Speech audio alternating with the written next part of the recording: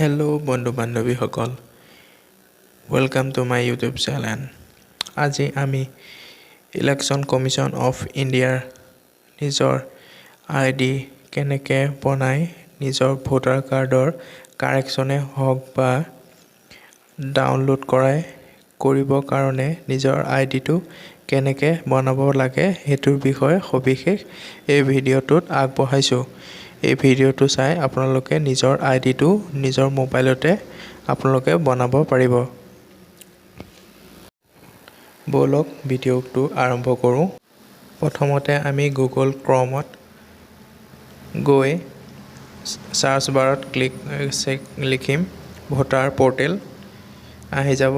তাৰপিছত প্ৰথম লিংকটো আমি ক্লিক কৰিম। কৰাৰ পিছত চাইন আপ অপশ্যনটোত ক্লিক কৰিম।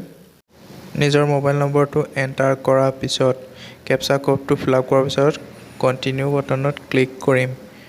কৰাৰ পিছত নিজৰ ফাৰ্ষ্ট নামটো দিব লাগিব, লাষ্ট নাম, পাছপোৰ্ট এটা আৰু কনফাৰ্ম পাছপোৰ্ট এটা আমি দিব লাগিব। দিয়াৰ পিছত ৰিকুৱেষ্ট OTPত ক্লিক কৰিম। তাৰপিছত OTPটো এণ্টাৰ কৰিলে আমাৰ নিজৰ IDটো ক্ৰিয়েট হৈ যাব। Thank you. যদি ভিডিঅ'টো চাই ভাল পালে লাইক এণ্ড শ্বেয়াৰ কৰিব। জয় হিন্দ।